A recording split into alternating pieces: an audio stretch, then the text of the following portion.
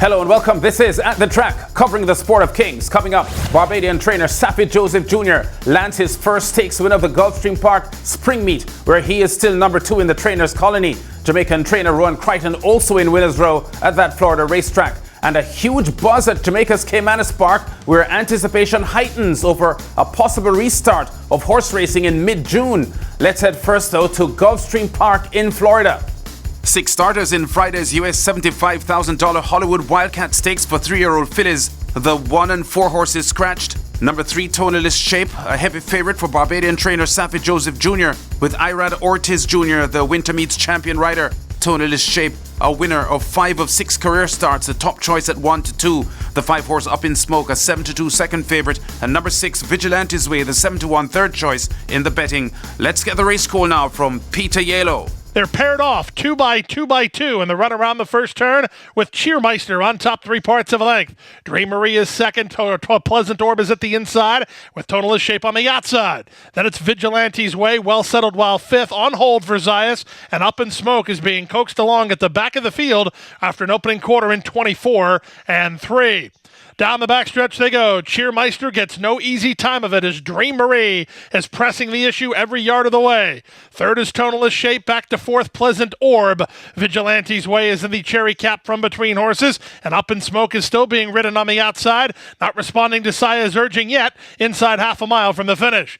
48-1 for the opening half mile. That's a big-time second quarter, so the top 2 have softened each other up, and here comes Tonalist Shape, bidding up 3 wide, and she's on the go now. Dream Marie and Cheermeister all in second and third. Pleasant Orb trying to work into the clear for Bravo. Out wide and Up in Smoke. Vigilante's Way is backpedaling with a quarter of a mile left to go. Tonalist Shape comes away with the lead. Pleasant Orb is an upset possibility on the outside. Dream Marie is back to third. Up in Smoke is now 4th. 3 quarters, 1:12 and 2. Less than a quarter of a mile to go, and it's Tonalist Shape at 1-2 responding, and she leads by 2.5. Pleasant Orb, Dream Marie, they battle second and third, but all aboard the favorite. Tonalist Shape is your Hollywood Wildcat winner.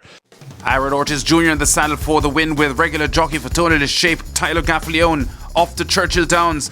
The 3-year-old filly, after her 7th place finish in the Gulfstream Park Oaks in March, rebounds with a solid win here by 3 3/4 of a length over the 9-1 bet Dream Marie, with Jamaican jockey Rajiv Mirage aboard. 1 minute 44.57 seconds, the winning time for the mile and 16th trip. This now Tonalist Shape's 6th win in 7 career starts, and she will now target the Kentucky Oaks on the 4th of September at Churchill Downs. Saffie Joseph would secure a second weekend victory when his 3-year-old colt, Are You Lucky, landed Sunday's claiming 3rd race for 3-year-olds. There he is in 3rd on the Ortiz in the black cap, getting ready to reel the leader in. They have half a mile to the finish. The opening quarter was 22 and 2. Grand Cacique still leads. On the outside, Are You Lucky is second. Like You is at the rail third. Prince goes on plotting a wide course while 4th, back to Wicked Temptations, and Plato's at the back. 5/16 from home at 6-1. Grand Cacique leads a length and a quarter. Are You Lucky is trying to get on terms, but he's under a hard ride. Down at the inside, and Like You from 4th, Prince goes on through a 45 1/2 mile. Off the turn and the stretch drive. It's Grand Cacique still in front. Are You Lucky takes his shot on the outside second. Like You is now third. Here comes Are You Lucky outside of Grand Cacique into the clear, and Like You with a late say. 16th to go. Like You charges at Are You Lucky. Are You Lucky and Like You. Are You Lucky in front. The 4-5 favourite Are You Lucky wins by a half length, repelling the charge from the 5-2 bet Like You to score in 1:16.84 for the 6.5 furlong US $30,000 claiming event. Win number 15 of the season, this for the Barbadian trainer Safi Joseph Jr. Trainer Rohan Crichton was also in winner's row for the Caribbean this past weekend. The Jamaican's 4-year-old filly Descente, a 2-1 favourite in Saturday's claiming second race for fillies and mares, a 3-year-old and upward, and she made it look easy from in front. With every stride she takes, Descente makes the margin bigger and bigger. She's now open 4.5 lengths. Vitami is second, Bahama Kitten is third, back to 4th, Spicy Nelly, Widewell 5th, Valley Date. Nobody's going to reach Descente, it appears. Less than a quarter of a mile to go after 3 quarters. In 1:11 and 3, it's all about Descente. 2-1 off the corner and well clear out here. Bahama Kitten's in a good battle for second with Vitami. Yako and Spicy Nelly are next, but Descente takes a knee and runs out the clock. She's an authoritative winner who never faced a threat. Geared down, Descente is in front. Descente wins this US $20,000 claiming event handsomely as a 2-1 favorite, with Edgar Zayas cruising in for a victory margin of 11 3/4 of a length and widening. Safi Joseph lying second in the Gulfstream Park trainer standings 7 weeks into the spring meet season with his 15 wins, 2 off the leader, Todd Pletcher. Now, I'm reminded of Red Plastic Bag's massive Calypso hit and pick of the crop winner 2009 in Barbados. Something's happening when I saw the flurry of activity at Caymanas Park Saturday morning. Seems the resumption of Jamaican horse racing is near. Horsemen came out in force at Caymanas Park over the weekend, with the exercise track a buzz of activity. Recent meetings to discuss the return of live racing have sparked expectation among many that the mainstay of their livelihoods is poised for a return. Indeed, that spark has developed into a flame, with the racing interests gambling on a resumption of live racing by mid-June, following the indefinite suspension of racing on March 21 due to the impact of COVID-19. The veteran Barbadian reinsman Simon Husbands and his Jamaican counterpart Robert Hardball Hallideen are both anxious for a return to competitive action. I'm very happy right here in the nice warm tropical weather, enjoying it. And at least we got racing coming up here and I get to exercise horses every morning, so I'm very happy. From the racing closed down and work never really stopped, like a 1 day or 2. But as an athlete, you have to keep moving, keep exercise, walking, something. So you have an advantage when the sports begins. The suspension of racing presented a doomsday scenario for many trainers.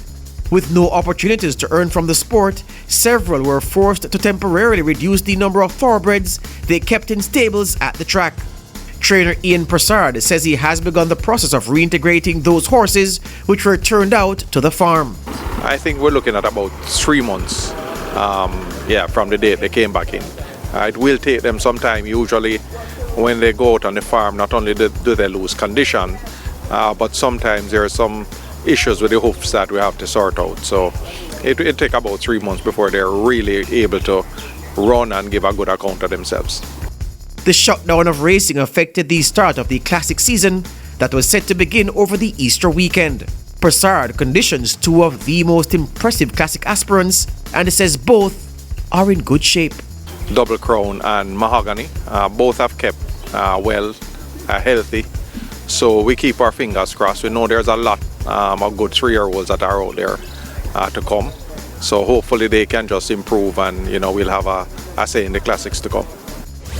Trainer Ian Prasad there ending that George Davis report. A US Triple Crown update before we go. The Belmont Stakes now set for the 20th of June without spectators, of course, amid the COVID-19 pandemic, marking the first time the race will be the opening leg of the Triple Crown series. That announcement this week. So the traditional third leg of the series will now instead be the first, with the Kentucky Derby scheduled to follow on the 5th of September and the Preakness on the 3rd of October. Also the Belmont Stakes, the trip has been shortened, moving from 1.5 miles to 1.1 miles, the shortest distance for the race since 1894. This has been At The Track, covering top stories and exciting races in the sport of kings.